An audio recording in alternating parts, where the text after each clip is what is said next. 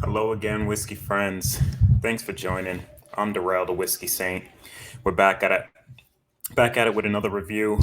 This is a new bottle for me. Got a chance to try it over this past weekend over at Pours in the Park. A good friend of mine by the name of Tim Evans helped me acquire this bottle. What we will be reviewing today, guys, is that New Hardens Creek, that Clermont. So 17-year-old Beam, following suit to last year, they had the Hardens Creek Jacob's Well 15-year. I believe that one was 115 proof. This one comes in at a little lower, 110. But from what I remember tasting over the weekend, it was really, really good. That bottle was halfway through, so we're going to see if this one still, holds true. So stick with me. If you're new to the channel, please hit that like and subscribe. We're going to kick up the show right now. Cheers, guys.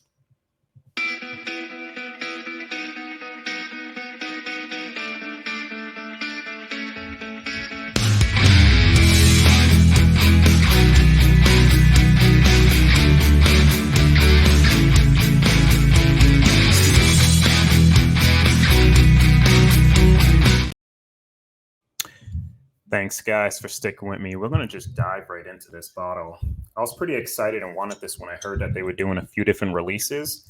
This was the only one for this year that I've been able to acquire so far, and I don't think I've heard much about the other two, actually.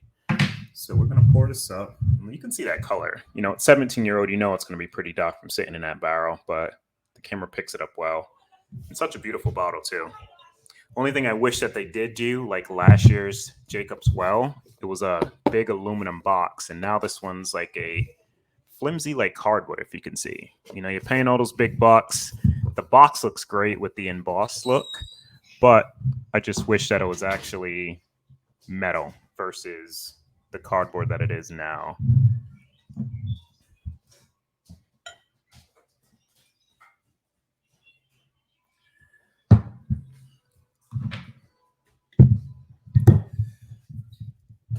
So we'll get that in there.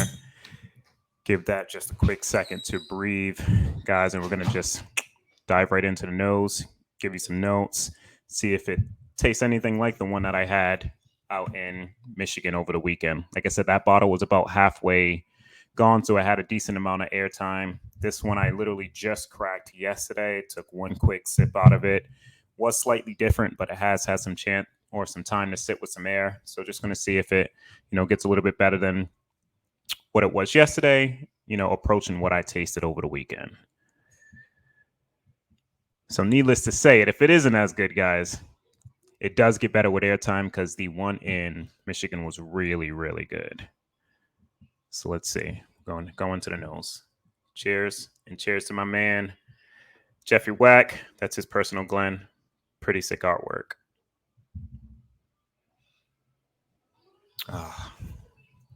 Immediately on the nose, guys. This is old. You get so much barrel influence. That oak is lovely. It's sweet. It's vanilla. A little funky too. Not like the dusty funk that you'll get off like Super Old Beam or like Dusty Wild Turkey. But it's just a funky vibe. Like it's not overpowered by the sweetness, but that oak is there. Got a slight, almost like peanut dust, not like peanut shell or like that solid peanut that you'll typically get on Beam, but it's almost like if you kind of crushed up a peanut a bit and you got like that, just that powdery note.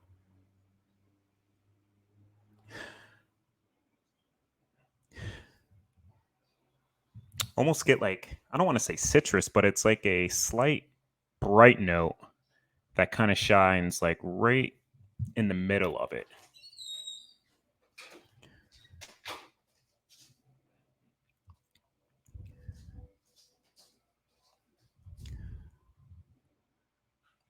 Yeah, it's still present. It's definitely dark. That age, like I said, shines through. Forgive the door open in the background if you could pick it up. My daughter was walking in and out. But this is really nice on the nose. I will say in Michigan, the one that I nose that was halfway came across a little bit more dusty, similar to how that Jacob's Well from last year was. Even though that was a 15, this is 17. it just had a little bit more of those funky old dusty notes. And I'm not getting that so much on this yet. Like, it is there, it's present, but just not as present as the bottle that I tried a few days ago. Enough with the nose, guys. We're gonna go in for a sip.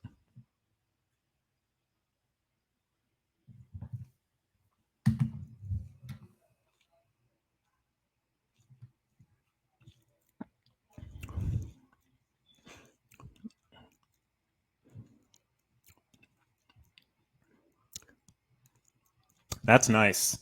I will say this is drinking a lot easier than I remember as well. It's coming in at 110. I know last year's drank for me a little higher than its proof of the 115, but this is drinking right now. And upon that first sip, it came across slightly under that 110. Not mad at it. Just wish it had a little bit more punch to it.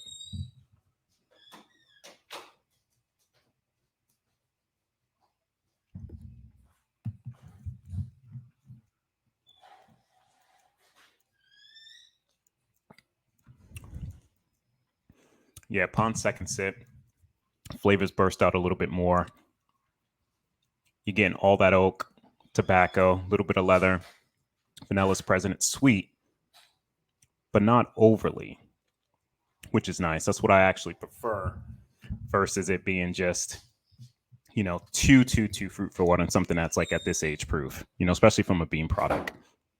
This is coming across pretty nice. Let me take another sip, guys.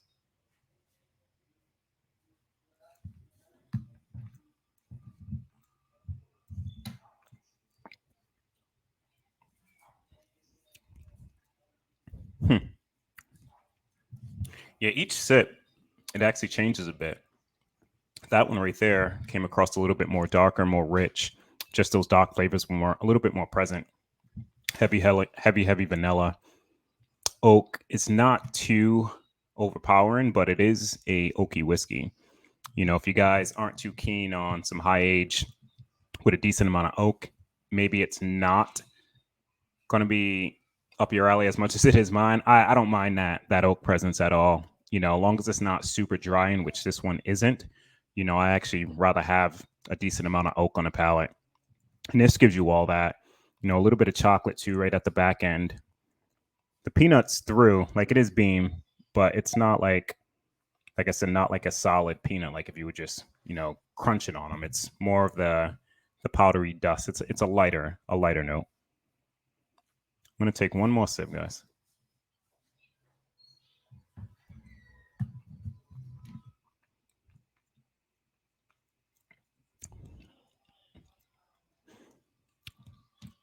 Yeah, all in all, this is a really, really good whiskey. I will say the only thing for me that is slightly lacking is just that punch and that finish. And I can't really knock it. It is 110. It's not a super high proof whiskey, but I will, like I said, the 115 from last year drank, above its proof. I kind of wish this did the same, but not to take away from the flavor, because all the flavor is present. It doesn't really seem like they proofed it down, to be honest, because you're not losing the intensity. Like it's really, really good. I just wish, it's just a little bit more proof, or just a little bit more oomph to it, right on the mid to back of the palate. But I'm digging this. I know the price point for some is going to be a knock. The bottle, I think, retails for about 190. I got mine basically at like $200 out the door. And personally, I'm not mad at the price point.